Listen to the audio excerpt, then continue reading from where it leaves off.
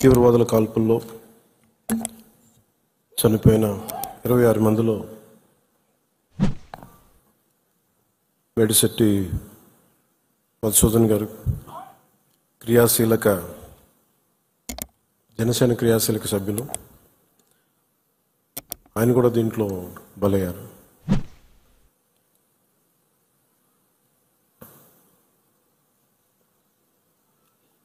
కశ్మీర్లో సరిహద్దుల్లో తూటాలు పేలితే, ఉగ్రవాదులు తూటాలు పేలితే దాని ప్రకంపనలు భారతదేశం అంతా ఎలా పాకిందో మనందరం చూస్తున్నాం. అది మన పార్టీ, మన జన సైనికుని కూడా చంపేస్తున్నది ఆ ఉగ్రవాదం.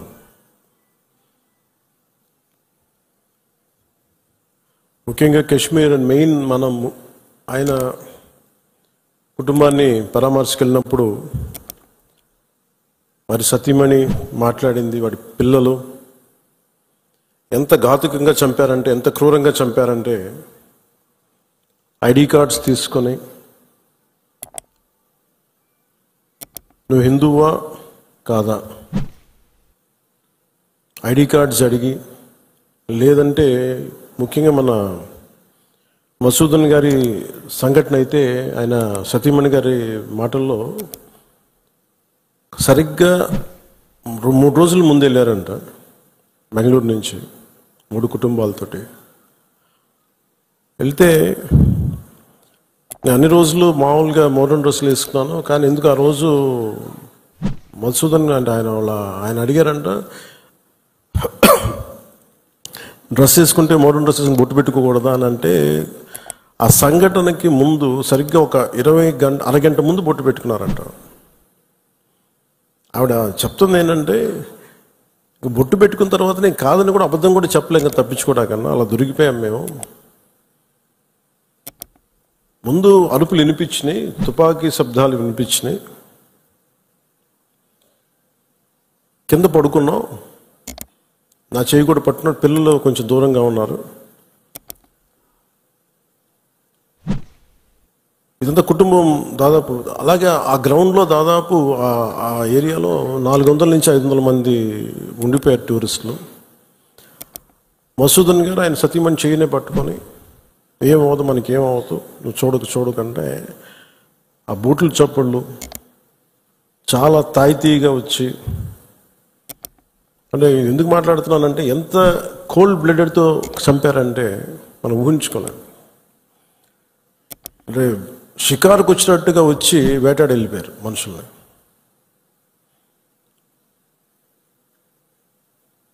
మనకి ఏమవ్వదు అని అలా అంటుంటే బూట్ల శబ్దాలు ఆగినాయి. ఆవిడికి తెలిసిందల్లా తుపాకీ శబ్దాలు వినిపించినాయి. కళ్ళు తెరిచి చూస్తే మొత్తం ముఖం మీద మొత్తం రక్తం ఉండిపోయింది, భర్త తాలూకు రక్తం. ఇప్పుడు ఎంత క్రూరంగా చంపారంటే, నేను వైజాగ్ కూడా వెళ్ళాను చంద్రమౌళి గారి ఇంటికి. ఎక్కడ తల ఉండాల్సిన చోట తల లేదు. 35 బుల్లెట్లు 40 బుల్లెట్లు దింపారు తలలో, ర్యాపిడ్ ఫైర్ తోటి, ఆటోమేటిక్ గన్స్ తోటి. అంత దారుణంగా క్రూరంగా చంపేశారు. యుద్ధం ఎప్పుడు ఇంకొక ఆయుధం పట్టుకున్నవాడితో చేస్తాం, కానీ నిరాయుధులైన ఎంత నమ్మకం లేకపోతే కశ్మీర్కి వెళ్తారు. 22-23లో దాదాపు 2 కోట్ల మంది వెళ్ళొచ్చారు. అది ప్రెసిడెంట్ పాలన ఉన్నంతకాలం వచ్చారు. మొన్న పాలన మారగానే అప్పటికి చాలాసార్లు ఎన్నికలు ఇంకా సంసిద్ధంగా లేదు కశ్మీర్ అని చెప్పినా కానీ కొన్ని పరిస్థితుల వల్ల కుదరలేదు, రాజ్యాంగ పరిస్థితుల్లో ఇంకా ఉండదు అని చెప్పేసి మళ్ళీ ఎప్పుడైతే రాష్ట్ర చేతికి వెళ్ళిపోయిన పగ్గాలు, మళ్ళీ ఈ తీవ్రవాదులు విజృంభించి చాలా కోల్డ్ బ్లడెడ్గా చంపేశారు అందరిని. మీరు ఊహించుకోండి, మనందరం ఒక సాయంత్రం అంటే మనకి కశ్మీర్కి మనకి ఏంటి సంబంధం అనుకుంటాం. గ్లోబల్ విలేజ్ని మాట్లాడుతున్నాం, ప్రపంచాన్ని. అమెరికాలో చిన్నపాటి ఇన్సిడెంట్ జరిగితే దాని ప్రకంపనలు ఆంధ్రాలో కూడా ఉంటాయి. It's become a global village. అలాంటిది దేశం సరిహద్దులు ఏమి జరిగినా, దేశం లోపల ఏమి జరిగినా దాని ప్రకంపనలు మనకు కూడా తగిలి తీరుతాయి. మేబీ ఒక సగటు మనిషిగా బతికే మనకి అంత అవసరం లేకపోవచ్చేమో, కానీ మామూలు మనిషికి అవసరం లేకపోవచ్చేమో, కానీ being a political party, regional పార్టీకి మనకి ఎందుకు అనే ఒక మైండ్ సెట్ ఉంటుంది. మన సంబంధం నేను చెప్తున్నప్పుడు బిగినింగ్లో జాతీయ సమస్యల గురించి నేను మాట్లాడుతున్నప్పుడు చాలా హాస్యాస్పదంగా ఉండేవాళ్ళు అందరు నాతో. నీకు ఎందుకు ఇవన్నీ స్టేట్స్ విషయాలు చూసుకుంటే, state is a part of the country కదా, state is a part of the nation, how do we ignore? కానీ ఈ లిమిటెడ్, ఈ తక్కువ స్థాయి ఆలోచన విధానంతో మనం ఎప్పుడు బయట ఆలోచించాం, పరిధి దాటి ఆలోచించాం. సో ఇప్పుడు నేను ఆ దేశం కోసం ఎందుకు ఇంత తపన పడతానంటే, if borders are not secured, Kashmir Bharatadesam అదంచు దాడితే పాకిస్తాన్ వస్తుంది. ఆ హద్దులు బాగలేనప్పుడు దాని ప్రకంపనలు ఇక్కడ దాకా వస్తాయి. మియాన్మార్లో గొడవలు జరిగితే మనకి ఎందుకు అనుకోవడానికి లేదు. అక్కడి నుంచి రోహింగ్యాస్ వచ్చేసి ఇక్కడ మనకి ఆంధ్రాలో కూడా ఉంటారు చాలామంది. దాని ప్రకంపన దాని తాలూకు ఇంపాక్ట్ మనకి ఏముంటుంది అనుకుంటే, ఒక 10 సెంట్లు భూమి ఉంటేనే, రోజు 2 సెంట్లు భూమి ఉంటేనే మనం ఎంత తెలుస్తాం. అలాంటిది కంట్రీ సరిహద్దుల్ని మనం చూసుకోకపోతే నాయకులుగా వచ్చే ఉపద్రవాలు ఇలా ఉంటాయి. మన దేశం ఎప్పుడు కూడా చాలా మెత్తని దేశం. ఉగ్రవాదులకి ఎందుకు సమాధానం చెప్పలేం. మీరు నిజంగా ఆవిడ పడ్డ బాధ చూస్తే ఇంత కనికరం అవసరం లేదు ఉగ్రవాదుల మీద అనిపించింది. నిర్దాక్షిణ్యంగా తీసేయాలన్నా. ఆవిడ అన్న మాటలు, చంద్రమౌళి గారు మేము మన వైజాగ్లో కనుక, ఆయన retired employee, bank employee, retirement plan ఏం చేయాలో, పిల్లలు అమెరికా వెళ్ళిపోయి ఏం చేయాలో తెలియక ఆయన జస్ట్ ఒక 5 రోజుల కన్నా వెళ్తే ప్రాణాలు పోయినాయి. మీరు ఊహించుకోండి, మన సరదాగా చాట్ తిందామని చెప్పి హైదరాబాద్లో గోకుల్ చాట్కి వెళ్తే బాంబ్ బ్లాస్ట్ జరిగింది, ప్రాణాలు పోయినాయి. Simple chat. అలాగే పార్క్కి వెళ్దాం, లుంబిని పార్క్ వెళ్ళి కూర్చుందాం పిల్ల పాపలతో అంటే బాంబులు పేలినాయి. అంటే ఉగ్రవాదం తాలూకు పంజా అన్నిటి మీద ఉంటుంది. దీంట్లో దాదాపు 26 మంది చనిపోయారు. ఈ గుర్రాలని తీసుకెళ్ళి ఒక్కతను మటుకు ఒకే ఆయన ముస్లిం, మిగతా 25 మంది 25 మెంబర్స్ హిందూస్. అది కూడా ఆయన ఎదిరించాడు. గుర్రాలను తీసుకెళ్లే వ్యక్తి ఉగ్రవాదులు ఎదిరిస్తే ఆయన చంపేశారనేది వార్త. అంటే కశ్మీరు మనందరం ఒక అందమైన లొకేషన్ చూస్తే మేము చాలాసార్లు, అంటే నాకు ఎందుకు కశ్మీర్ అనేది ప్రత్యేకంగా నాకు తగులుతూ ఉంటుందంటే, యాజ్ ఎ లీడర్ మీరందరూ కూడా, as a political party stake హోల్డర్స్గా మీరందరూ you have to read history. అంటే ఇవి భవిష్యత్తులో జరగకుండా ఉండాలి అంటే దాని తాలూకు కశ్మీర్లో తూటాలు పేలితే దాని ప్రకంపనలు ఇప్పుడు మన పార్టీ దాకా ఎలా వచ్చినాయో, ఇది దేశం అంతా ఇట్లాగే ఉంది పరిస్థితి. అంటే ఒక వాస్తవాన్ని వాస్తవంగా చెప్పడంలో తప్పే ఉంది అన్నాను. మన జర్నలిస్టులు కూడా మాట్లాడుతూ ఉంటే ఒక వర్గం మీద ఇంకో వర్గం అంటే మీరు ఎందుకు ఇంత లోపాయికారిగా మాట్లాడతారన్న. కర్ర సన్నాయి నొక్కులను ఎందుకు నొక్కుతారు మీరు? When you are targeted based on your religion, let us say it, చెప్దాం దాన్ని. అంత మాత్రాన ద్వేషం అని కాదు, ఉగ్రవాదుల మీద కోపం అది. మన నాయకులు, ఇంతమంది ముస్లిం నాయకులు ఉన్నారు ఇక్కడ మనకి. ఈ రోజున మనం వివక్ష చూపించామా భారతదేశంలో? అన్ని వర్గాల మీద గొడవలు ఉంటాయి, చిన్న చితక గొడవలు లేకుండా ఎందుకుంటే ఒక ఇంట్లోనే గొడవలు ఉంటాయి. కానీ మన దేశం ఏర్పడిన విధానం మటుకు మన అందరూ అవగాహన చేసుకోవాలి. ఎందుకంటే ఎందుకు నేను 3 రోజులు సంతాప దినాలుగా ప్రకటించిన ఆ బాధ నాకు తెలుసు ఎలా ఉంటుందో. అప్పటికి మధుసూదన్ గారు చనిపోయిన సంగతి కూడా నాకు తెలియదు. ఎందుకంటే నేను 86 నుంచి 89 దాకా మన్నయ్య గారి సునీ గారి సినిమాల్లో చాలాసార్లు మేము అక్కడికి వెళ్ళేవాళ్ళం.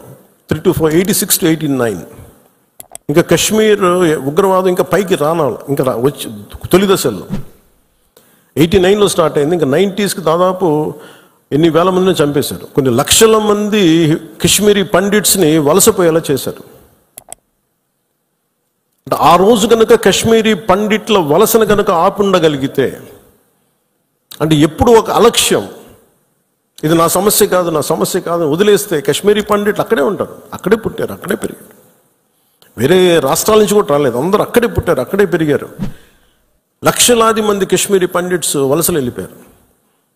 నాకు పర్సనల్ ఎక్స్పీరియన్స్ ఏంటంటే 86, 89లో మేము షూటింగ్ల కోసం నేను కొంత ప్రొడక్షన్లో నేను పనిచేసాను. కొంచెం ఏదైనా కావాలంటే అవసరాలుగా మార్కెట్కి వెళ్ళేవాడు. శ్రీనగర్ మార్కెట్కి వెళ్తే ఫస్ట్ ఇయర్ బాగానే ఉంది, కానీ 86లో 87, 88కి చాలా ఇబ్బంది అయిపోయింది. ఇంకా 89 దగ్గరికి వచ్చేటప్పటికి షూటింగ్ జరుగుతుంటేనే గొడవలు అయిపోయాయి.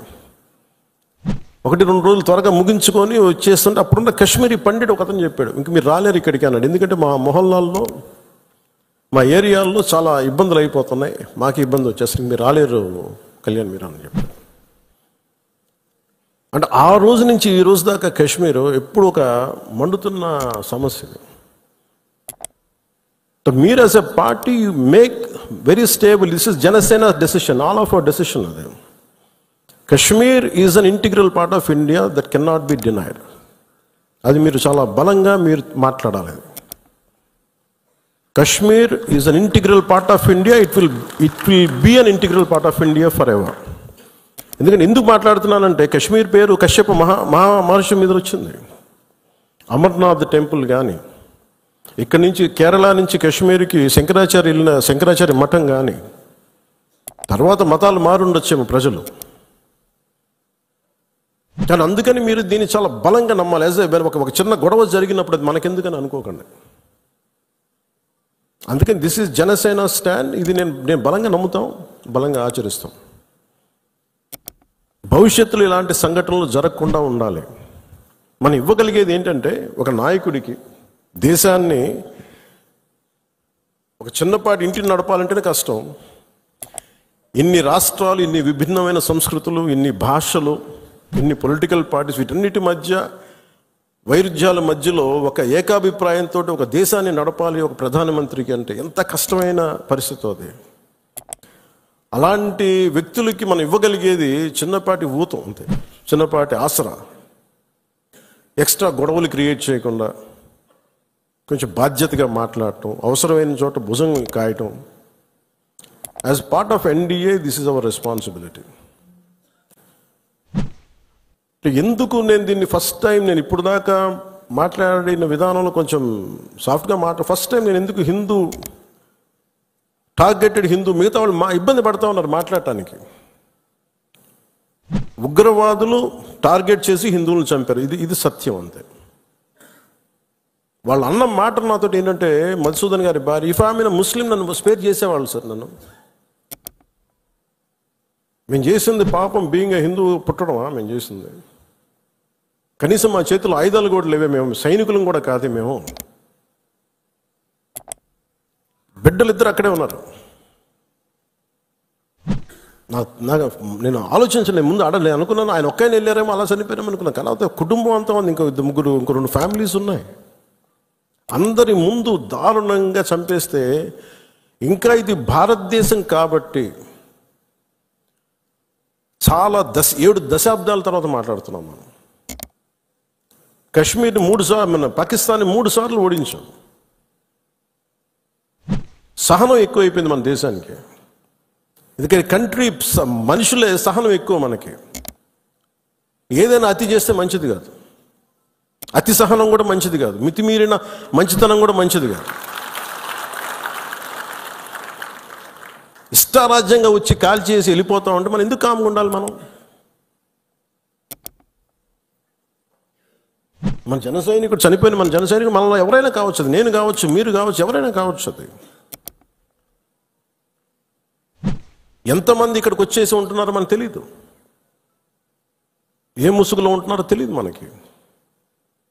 సో మీరు వెళ్ళేటప్పుడు ఇది నిరంతర పహారా, eternal vigilance is essential element for democracy. మన బాధ్యత పదవులు వచ్చేసినాయా లేదా, మనం గెలిచేసామా లేదా అన్నిటికంటే కూడా ఎంత బాధ్యతగా ఉండగలం మనం, ఎంత నిరంతరంగా మనం విజిలెన్స్తో ఉండగలం, పహారా కాయగలం సమాజం మీద. ఊళ్ళల్లో ఎవరైనా కొత్త వ్యక్తులు వచ్చారా, అనుమానాస్పదంగా తిరుగుతున్నారా, ఇవన్నీ it's also part of our responsibility. So నాకు ఇది 3 సార్లు యుద్ధం ఓడిపోయిన తర్వాత మన మంచితనం ఇంకా అర్థం చేసుకుంటే ఇలాగ వచ్చి ఇళ్లలోకి వచ్చి చంపుతారు. షికారుకి వెళ్తే, సరదాకి వెళ్తే చంపేస్తారు. దీనికి మటుకు చాలా బలమైన స్టాండ్ తీసుకోవాలి. అందుకే నాయకులందరికీ కూడా, జన సైనికులందరికీ కూడా, వీరమలందరికీ కూడా ఇది ధైర్యంతో కూడుకున్న పని. ఉగ్రవాదులను ఎదుర్కోవడం అంటే ధైర్యంతో కూడుకున్న పని. Though we are a regional party, we didn't expand as on now. We confined only to state, AP, maybe కొంత తెలంగాణ. కానీ మన ఆలోచన విధానం జాతీయవాదం. ఇది మీరు బలంగా ఉండగలిగితేనే రేపొద్దున యుద్ధ పరిస్థితులు రావచ్చు, రాకపోవచ్చు నాకు తెలియదు యాజ్ ఆన్ టుడే. బట్ కొన్ని 7 అంశాల మీద నిర్ణయాలు తీసుకున్నారు. ముందు వాటర్ ఆపారు. అంటే కొంతమంది మాట్లాడుతారు, కొంతమంది లీడర్స్, ఎంత లౌకికవాదం, ఎంత సెక్యులరిజం అంటే అందరికీ, ఎంత సెక్యులరిజం అయిపోయిందంటే అందరికీ. నేను అనేది మన కంట్రీ స్లోగనే సత్యమేవ జయతే. Unlike America, in God we trust అంట. 3 కోట్ల దేవతలు ఉన్న దేశాలలో మన సత్యాన్ని నమ్ముతాం, కానీ మన అమెరికాలాగా ఇన్ గాడ్ వి ట్రస్ట్ ఒక దేవుడిని పెట్టలేదు మన దేశంలో. We are beyond religion, we are beyond God. Truth is eternal. సత్యం అంటే ఏంటి? ఒక తప్పుని తప్పుగా చెప్పడం, ఒప్పుని ఒప్పుగా చెప్పడం. If I make a mistake, I'll say, I admit it, it's a mistake. Constant కరెక్షన్లో ఉండాలి. ఎటర్నల్ ట్రూత్ అది. అలా కాకుండా ఇంత 26 మంది చనిపోతే మత ప్రాతిపాదికని చంపినా కానీ మన సెక్యులర్ వాదులు, సో కాల్డ్ సూడో సెక్యులరిస్ట్, వాళ్ళు ఏం మాట్లాడుతున్నారు? మతం అడిగి చంపలేదంటారు. చనిపోయిన మధుసూదన్ గారి భార్య, అందరూ వాళ్ళ అబద్ధాలు చెప్తారు. వాళ్ళు పాకిస్తాన్ని ప్రేమిస్తా అంటారు. వీళ్ళందరూ ఇక్కడ భారతదేశంలో కూర్చొని మీరు పాకిస్తాన్ని ప్రేమిస్తుంటారు. మొన్న కొంతమంది నాయకులు డిబేట్లో మాట్లాడుతుంటే చూస్తున్నాను. మీరు పాకిస్తాన్ అంత ప్రేమిస్తే దయచేసి పాకిస్తాన్కి వెళ్ళిపోండి, ఇక్కడ ఎందుకు? పాకిస్తాన్ మీద మీకు అంత ప్రేమే ఉంటే ఇది మాట్లాడుతున్న పని ఏదైనా వీళ్ళందరూ కూర్చొని కాంగ్రెస్ నాయకులు వీళ్ళందరూ, కొంతమంది ఎమ్మెల్సీలు కూడా ఉన్నట్టుగా అనిపించింది నాకు చూస్తుంటే. ముఖ్యంగా సౌత్ నుంచి ఉన్నారు కొంతమంది సీనియర్ కాంగ్రెస్ నాయకులు. కాంగ్రెస్లోనే విభేదం ఉంది.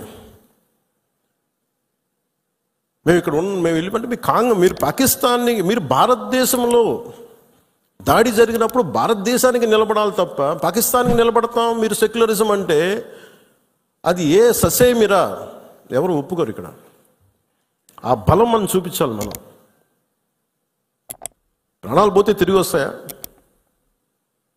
ఆయన ప్రాణాలు పోయినాయి, ఆయన బిడ్డల పరిస్థితి ఏంటి? ఆయన భార్య పరిస్థితి ఏంటి? మెరిట్ మీద ఉద్యోగం సంపాదించుకున్న అబ్బాయి, ఒకటే కంపెనీలో నిలబడి ఆ మెరిటోరియస్గా ఎదిగినవాడు, ఒకటే మాట ఆయన మా మిస్సెస్ మాట్లాడుతూ ఉన్నారు, మాకు ఏం ఆశలు లేవు సార్, మేము సింపుల్ ఒక చిన్న మిడిల్ క్లాస్ ఫ్యామిలీ, మేము టీవీల్లో కనిపిస్తామని మా కళ్ళలో కూడా ఉండదు, కానీ మా దురదృష్టం ఇలా కనిపించాం మేము టీవీల్లోనే. నా భర్త చనిపోయినప్పుడు ఇలా మేము టీవీలో కనిపించి మా బతుకులు బయటకు వచ్చినాయి, నా భర్త చనిపోయాడు, అది చెప్పుకోవాల్సిన దుస్థితి మాకు వచ్చిందని.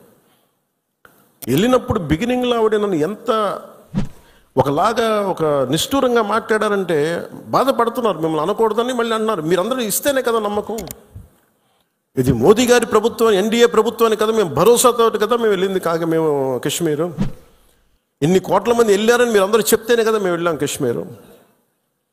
మమ్మల్ని ఇలా పెట్టేశారు ఏంటి అనేది ఆవిడ మాట్లాడుతుంటే ఆవిడ నాలో మొత్తం భారతదేశ ప్రభుత్వాన్ని చూశారు ఆవిడ. నన్ను ఆ తిట్లు నేను తీసుకున్నాను. ఆవిడ సారీ చెప్తున్నారు కానీ నాకు అర్థం లేదమ్మా, మీరు ఎంత తిట్టాలో తిట్టను, ఏం పర్లేదన్నాను. మీ కోపం ఎవడో ఒకరి మీద చూపించాలి, మీరు కోపం మా మీద చూపించండి, పర్లేదన్నా. అంటే ఇంత దారుణంగా ఉంటుంది. నేను అనేది ఏంటంటే, మనం వెదర్ నువ్వు ఏదైనా సరే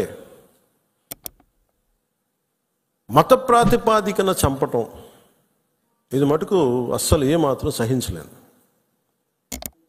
అంటే ఎందుకు భారతదేశం చాలా బలమైనది, భారతదేశం మన సెక్యులరిజం చెప్పుకోకర్లా, సెక్యులర్ అనే పదం మనం యాడ్ చేయక్కర్లా. సెక్యులర్ పదం అని యాడ్ చేయకముందు 70s వీఆర్ సెక్యులర్. సెక్యులరిజం అంటే అపీస్మెంట్ కాదు, అది వైట్ వాష్లు చేయకండి తప్పులు చేస్తే. సర్ తన్సే జుదా అని చెప్పి అంటే అట్లాగే తుపాకులతో సర్ తన్సే జుదా చేశారు వాళ్ళు, ఉగ్రవాదులు. తల లేదు, పట్టుకుందాం ఆకన్నా ఇలా అంటే తల లేదు అక్కడ. మీరు ఊహించుకోగలరు, అది ఈ మాట్లాడే తల లేదు. ఇంత క్రూరంగా చంపేశారు. ఎంత సహనం చూపిస్తాం? తప్పు జరిగినప్పుడు తప్పని చెప్తాం. పాకిస్తాన్కి మనకి ఏంటి తేడా? జిన్నా విడిపోయినప్పుడు మేము పాకిస్తాన్లో అందరినీ సమానంగా ఆదరిస్తామని చెప్పారు. హిందువులు ఎల్లక్కర్లేదు, ఆదరిస్తామని చెప్పారు.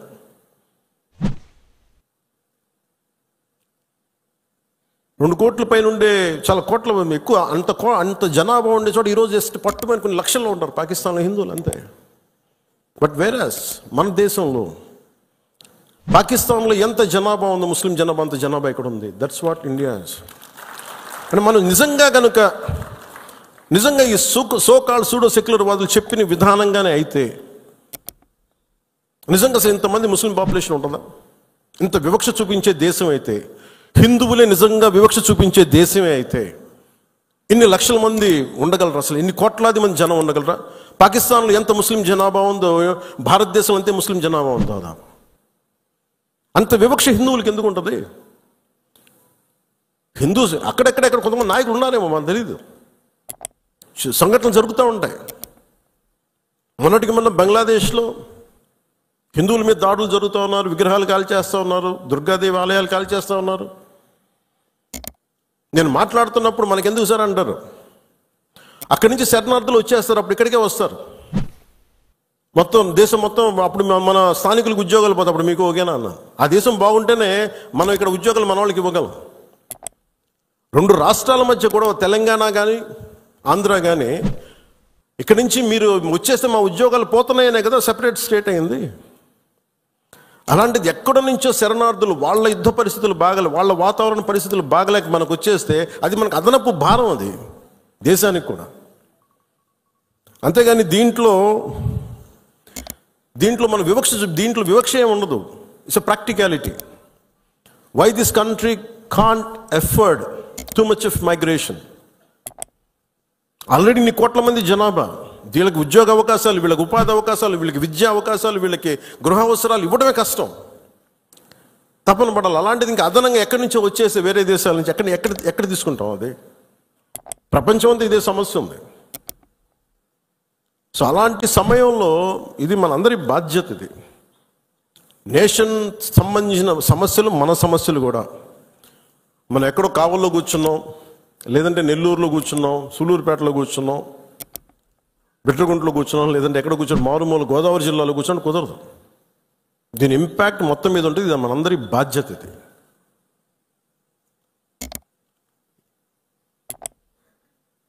ఈ రోజున మనకి ఒక వాస్తవాన్ని వాస్తవంగా మాట్లాడటం తెలుసుకుందాం. నేను చాలాసార్లు ముస్లిం సమాజానికి కూడా చాలాసార్లు చెప్పాను. నేను ఎందుకు ఇంత మాట్లాడాల్సి వస్తుంది, ముస్లిం, క్రిస్టియన్, హిందూని ఎందుకు మాట్లాడాల్సి వస్తుందంటే, హిందువులకు ఉన్నది ఒకటే దేశం, ఇంక వేరే దేశం లేదు. ఇక్కడ కూడా హిందువులను టార్గెట్ చేసి చంపితే ఎక్కడికి పారిపోతారు? అంటే నీకు చంపింది 26 మందిని, కానీ దాని ఇంపాక్ట్ కోట్లాది మంది జనాభా, ఆశేష్ మొత్తం భారతదేశం మొత్తం మీద ఉంది. వెళ్ళి మీ ప్రధానమంత్రికి చెప్పుకో, మీ మోడీకి చెప్పుకో. అది మోదీ గారికి చెప్పడం కాదు, అది చంపేసి నన్ను కూడా చంపే అన్నాను. మసూదన్ గారి భార్య. వెళ్ళి మేము మా బిడ్డలు కూడా చంపండి, మేము మోడీకి చెప్పుకోపో. అఫ్ఘనిస్తాన్ ఒకటే చెప్పాలనిపించింది, నువ్వు మోదీని అంటలేదు, ఇక్కడ మా అందరినీ అంటున్నాం. ఎందుకంటే ఇలాంటి సమయం, ఎలాంటి క్లిష్టమైన కష్టమైన సమయం కాబట్టి నిత్యం విమర్శించే మోదీ గారిని విమర్శించే నాయకులు కూడా ఈరోజు ఆయనకు మద్దతు తెలుపుతూ ఉన్నారు. దేశం అంత ఏకతాటిపైకి వచ్చింది మొట్టమొదటిసారి. ఇలాంటి సమయంలో అంటే నేనేంటంటే ఇర్రెస్పెక్ట్ ఆఫ్ మన డిఫరెన్సెస్ అసైడ్, ఉగ్రవాదం మీద మటుకు, హింస మీద మటుకు, ఇర్రెస్పెక్ట్ ఆఫ్ రిలీజన్ మనందరం ఒకటే మాట మాట్లాడాలి. దీంట్లో మాట్లాడితే ఓట్లు పోతాయా, దీంట్లో మాట్లాడితే ఓట్లు వస్తాయి, ఇవన్నీ ఆలోచించకండి. Whether you have spoken truth or not, సత్యమేవ జయతే. నువ్వు ఒకటే మాట్లాడు, నేను ఓట్లు వస్తాయని నేను రాలా, మార్పు తీసుకురాగలమా లేదా అనేది రాజకీయాల్లోకి వచ్చాం. ఓట్ల కోసం అయితే నా లాంటి ఇంత తపన పడక్కర్లేదు, ఇంత కష్టపడక్కర్లేదు. చాలా గొప్ప పార్టీలు ఉన్నాయి, అనుభవజ్ఞుల నాయకులు ఉన్నారు. కానీ ఒక సత్యాన్ని సత్యంగా మాట్లాడడం చాలా శక్తి కావాలి, దానికి ధైర్యం కావాలి. సహజంగా ఇలాంటి సంఘటనలు, ఉగ్రవాదులు జరగగానే అందరూ మనకెందుకు వాళ్ళు మన టార్గెట్ చేస్తారేమో అనుకుంటాను. మన సరిహద్దులకు వెళ్ళలేదు. నేను చెప్పాను, మన అందరూ ఇళ్లలో కూర్చొని జాగ్రత్తగా ఉండి ఎవ్వరికి ఒక మాట అనుకున్నా ఉంటే మన ప్రాణాలు రక్షణతో ఉంటాయనుకుంటున్నారా? మన చనిపోయిన మధుసూదన్ గారిని చూడండి, ఆయన ఎవరికి హాని చేశాడు? ఎవరిని పల్లెత్తి మాట అనలా. కుటుంబాన్ని తీసుకెళ్ళి కాశ్మీర్ వెళ్తే ఎక్కడ కాల్ చేశారు. Targeted as a Hindu. ఇది ఎక్కడో కూర్చోబెట్టి మత సామరస్యం చాలా చాలా అవసరం ఈ దేశానికి. చాలామంది మత కలహాలు క్రియేట్ చేయాలనుకున్నా కానీ కొంతమంది చేస్తుంటారు. దాన్ని మీరు అడ్డుకోవాలి. మీ కళ్ళ ముందు ఒక సంఘటన జరుగుతున్నప్పుడు మీరు అడ్డుకోండి. అది ఎవరైనా సరే, ఒక హిందూ కావచ్చు, ముస్లిం కావచ్చు, ఏమది తప్పంటే తప్పని చెప్పండి. మీరు ఆ ధైర్యం కావాలి మీ అందరికీ. ఎందుకంటే ఆ ధైర్యం లేనప్పుడు అప్పుడు మన పొలిటికల్ పార్టీగా మనం ఉండడం అనవసరం, ఒక పొలిటికల్ పార్టీ మెంబర్గా ఉండటం కూడా అనవసరం. హార్ష్గా చెప్పమని చెప్పట్లే, గట్టిగా తీవ్రంగా చెప్పమని చెప్పట్లే, కానీ ఇబ్బందిగా ఉంది నువ్వు చేసే పని చెప్పాలి. కష్టం తెలియాలి కదా. ఇది మటుకు మనం నిర్ణయించుకోకపోతే మీరు అందరూ అసలు ఓటు వెయ్యను ఏముంటుందని, అసలు నాయకుడు కానోడు కూడా, ఇంట్లో సోఫాలో కూర్చొని కదలని వాడు కూడా, సార్ ఇది సెక్యులరిజం కాదు సార్, ఇలా మాట్లాడకూడదు అంటే ఏంటి? అంటే ముస్లిం కాని వాళ్ళు చచ్చిపోతేనే మాట్లాడాలి సెక్యులరిజం అంటే? హిందువులకు జరిగితే మాట్లాడకూడదా? That can be defined as secularism. ఇది సమస్య మన దేశంలో. అందుకని ఇలాంటి ఈరోజు నాయకులందరికీ, మన జన సైనికులందరికీ కూడా, విరమణలు అందరికీ కూడా నాకు ఒక విన్నపం ఏంటంటే, సెక్యులరిజం అనే పదానికి మీరు ఈ పడికట్టు డెఫినేషన్ మీరు తీసుకోకండి. ఇది మటుకు మీరు చాలా చాలా స్పష్టంగా తీసుకోవాలి. నేను చాలాసార్లు చెప్పాను, ముస్లిం సమాజంలో చాలామంది వచ్చి అడిగినప్పుడు మీకు ఏదైనా ఇబ్బంది వస్తే మొట్టమొదటి గొంతెత్తేది నేను, మీకు గుర్తుపెట్టుకోండి. కష్టం వచ్చింది ఎందుకంటే ఎందుకంటే నేనేం మాట్లాడుతున్నానంటే, సార్ ఇది మనందరం ఇక్కడ పాకిస్తాన్ ఇస్లామిక్ రాజ్యం, అది they announced Pakistan is an Islamic nation. But India is not a, మనం చెప్పుకోవచ్చు కదా, this is a Hindu nation చెప్పచ్చు కదా. మనం ఎందుకు చెప్పము? మన మూలాల్లో మతం అనేది ఒక విధానం అంతే. అందుకని మనం ఇప్పుడు చెప్పాల్సిన అవసరం లేదు. అంటే ఈ సందర్భంగా ఇది ఏ భాషలో తర్జుమా చేసుకుంటారో తెలియదు, ఇది కాశ్మీర్ దాకా వెళ్తుందో ఇంకొకటికి వెళ్తారో తెలియదు, కానీ ఒకటే ఉగ్రవాదులకి ఒకటే సందేశం, ఇది వరకు లాంటి భారతదేశం కాదు, ఇది కొత్త భారతదేశం. అది ఎందుకంటే మేము చాలాసార్లు విసిగిపోయి ఉన్నాం.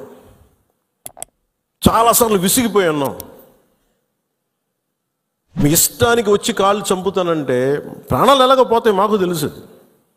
As well as will fight and let our life go. దాన్ని సిద్ధపడే వచ్చాం రాజకీయాల్లో. ఉట్టిన ఎందుకు వస్తాం? పదవులుగా? పదవులు లేకపోతే మనకి ఏమొస్తుంది?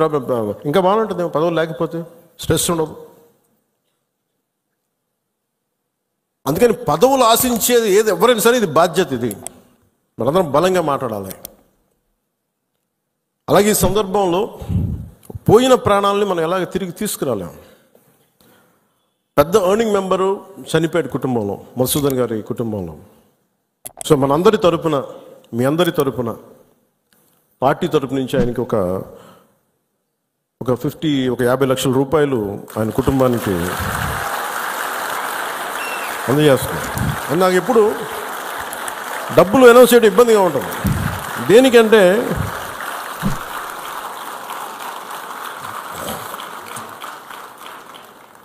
దేనికంటే మనిషి ప్రాణాలకు విలువ కట్టడం నాకు ఇష్టం ఉండదు. కానీ కొన్ని సందర్భాల్లో అది చిన్నపాటి ఊతం అవుద్ది అంతే. పిల్లల చదువులకు కావచ్చు, ఇంకోటి కావచ్చు. ఇవన్నీ కాకుండా మధుసూదన్ గారి కుటుంబానికి, వారి కుటుంబ సభ్యులందరికీ ఈ సందర్భంగా నేను ఒకటే విన్నవించుకుంటున్నాను.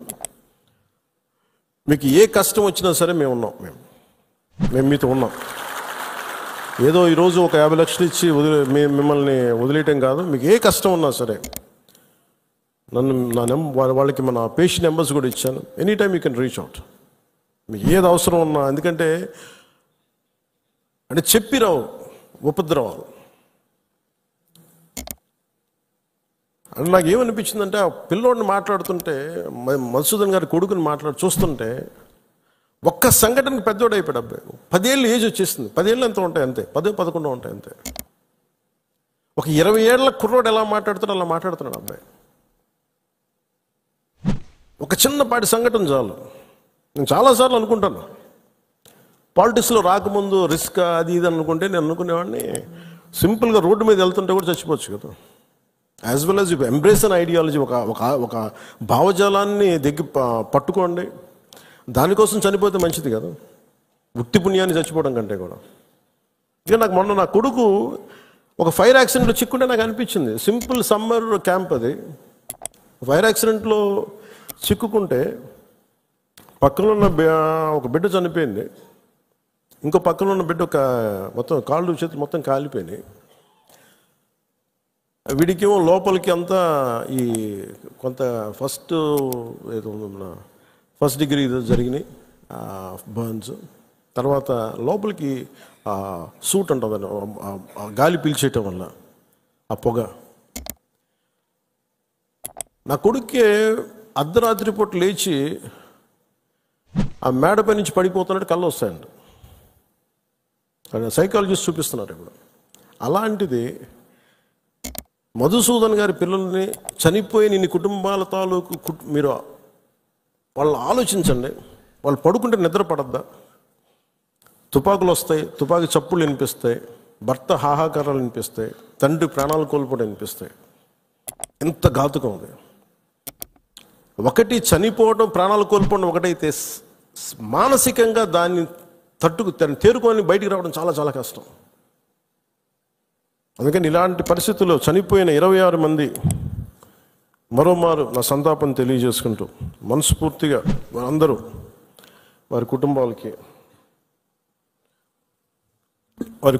వారి అందరి కుటుంబాలకి దాదాపు మీకు అంటే మన ఇలాంటి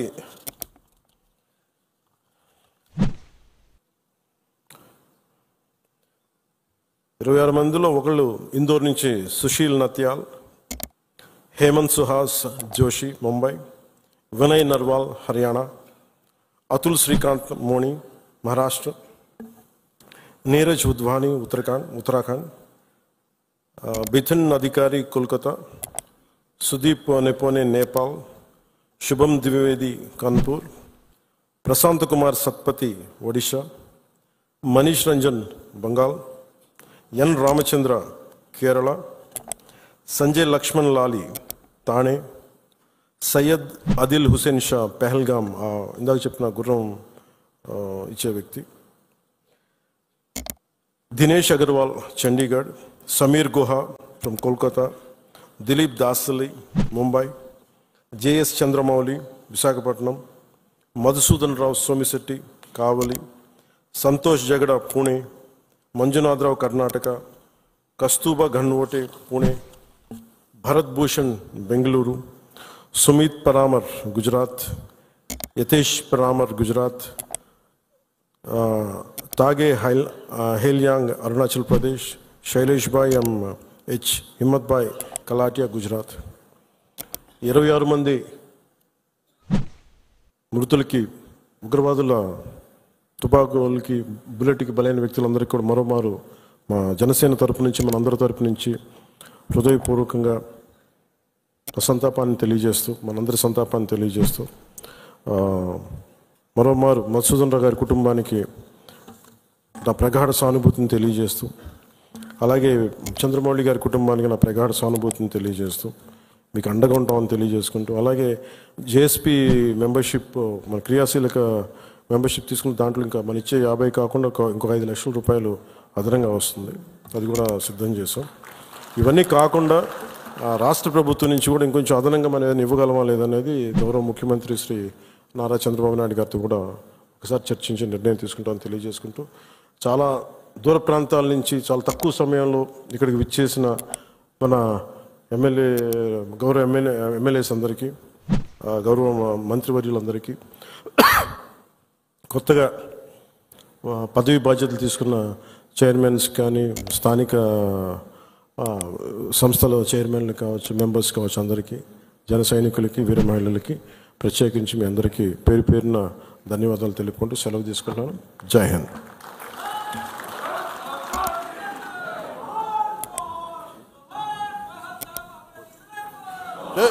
జోహార్ జోహార్ జోహార్. జై జై జై.